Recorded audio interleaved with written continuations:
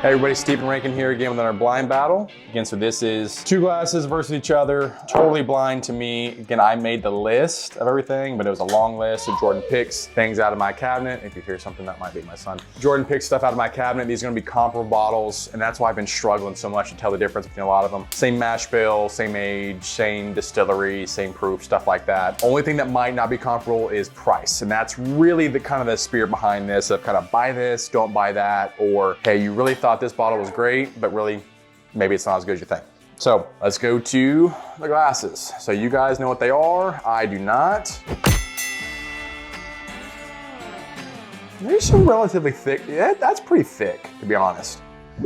So again, I stopped trying to guess the exact age, because you're gonna get things that are proof down, or maybe that are really strong, but a little bit higher proof. So looking at these are really light color. I mean, that's gold, which is a pretty light color for bourbon, for whiskey.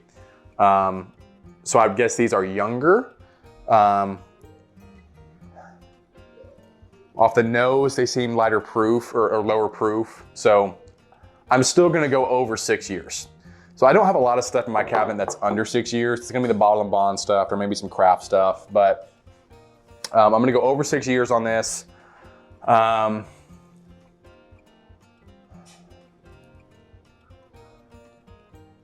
I really want to say rye, especially for this one.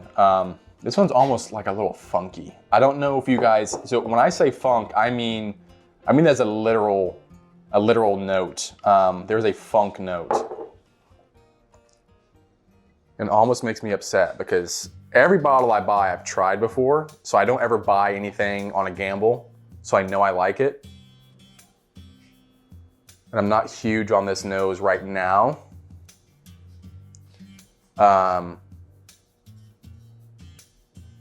Now I did just come off drinking 2 bourbons that were pretty high quality.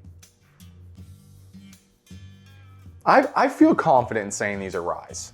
Now, if you saw the video from a few weeks ago, I called 2 95.5 ryes bourbons. So I've been wrong many times before. Okay, so off the bat, this nose is better. This has got a little bit of a funk on it, a little bit lighter. But again, the viscosity is decent on both of them. So I don't think they're young. I think they're just proofed down a little bit. Let's go to the palate. Yeah, so definitely lower proof. I don't recognize this at all. Dang, I don't recognize that at all.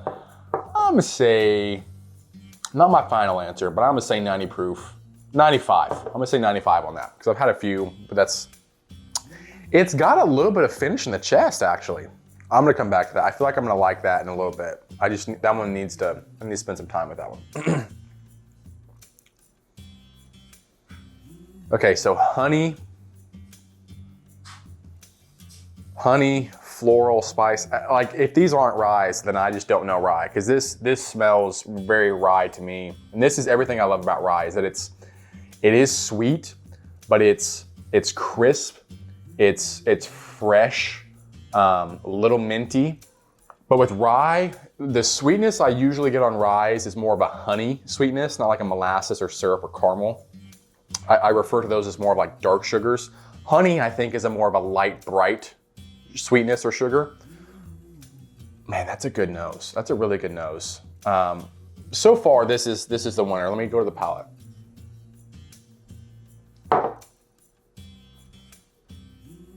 These are both, I'm not gonna say low proof, but I don't think either one of them are over 100 very much, if they are. So I got my water here, but I'm not even gonna dilute it, because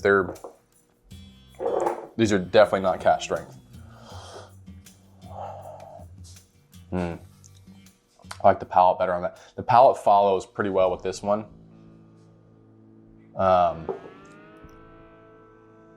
Man, this smells like Jack 7, and I don't have that in my cabinet. I really, really like old Tennessee whiskey. I really, really dislike young Tennessee whiskey. Jack No. 7, Gentleman Jack, really young Dickel products, stuff like that. But man, that's giving me Brown Foreman. It's like a really ripe banana, and not ripe in like old, but like green, like very, very. This is probably gonna be like one of my favorite bottles that I've said I really, really like. That's how it usually goes. Very ripe, crisp fruit, like white fruit. Not even like ripe yet. Like imagine, I'm trying to think of a fruit, like a white fruit that is, you bite into it and it's still hard. That's the nose I get on this. Like there's sugar, there's sweetness there, but it is kind of overshadowed by a bitterness. Hang on. So just a little side note, like when you're pouring stuff, especially that you haven't had before, give stuff a chance, right? Don't just taste, oh, I don't like that, right? Like multiple times, multiple different settings. Sometimes you're not having a good night, and that sounds weird, but like I've had some really, really good stuff that I've liked before, and I'm like, man, I'm just not really feeling this. Like sometimes you're just not in the mood.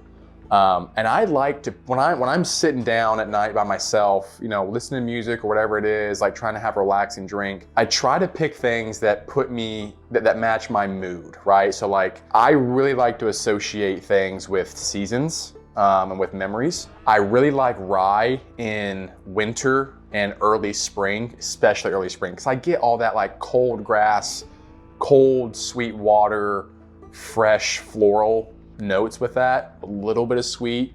Bourbon is great in the fall, like the sugars and the char, double oak bourbon's great in the fall. I really like finishes in the summer.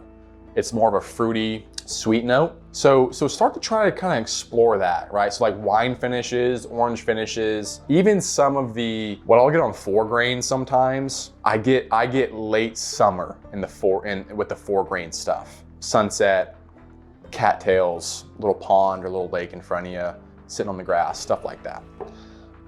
If you care about that stuff. So,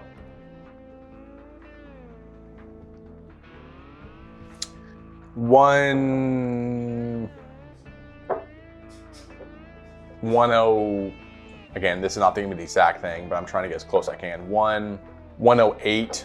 There's nothing left in there. 116. 108, 116. This one wins. I really feel like this is a standalone glass. I don't think this does well in a blind. Not that I don't like this, but I think it's more of a unique, on its own type thing. This would do better in a blind. It's got more depth and complexity on the nose. This is gonna be my winner. What are they? Buffalo Trace, George Dickel. They're not even a freaking rye. Are you kidding me? Oh my gosh, I was so sure of that. Buffalo Trace and George Dickel. Okay, so, wow, that's really embarrassing. So I really screwed myself there. So I actually, George Dickel 8-year, I actually ranked really, really, really high when I had it on its own. Because to me, it felt, I knew I was getting a Tennessee nose on one of these. I was like, God. So both these bottles are really cheap. Really freaking cheap. And I went way too high on the proof. You initially said 90 on the George Dickel. Did I really? Okay, so I've had a couple of high proof bourbons. So I'm really trying to like cushion myself with what I was tasting. I knew they were lower proof, but I had some really high proof stuff. So I was trying to cushion myself a little bit. But I think Buffalo Trace makes really good products. Okay, I'm not saying they don't. I think they are drastically overhyped. And everyone that starts to get into bourbon is like, can I have some Blands? Can I have some Buffalo Trace? Can I have some Eagle Rare? And like, there's all these other things that are really, really good. I really enjoy this. I thought it was really good, especially for a, again, $35 bottle. You're not gonna go wrong with either one of these bottles. They're cheap. Buffalo Trace is becoming more readily available, and they are both really, really good. Now, obviously, you don't wanna drink both of these together because profiles apparently do not match very well. If you're gonna drink this, drink it by itself before you judge it. This is the bottom shelf Buffalo Trace product. There's a long line of Buffalo Trace stuff that's really, really good. I'm a hater of all the haters, right? Like everyone's like, oh, Buffalo Trace, gotta have it. And I'm just like, there's so much other good stuff. But again, I gotta give them props. Buffalo Trace makes good stuff. So I'm sure most of you have both these bottles because they're cheap. So let me know what you think about them and let us know what you wanna do in the next one. See ya.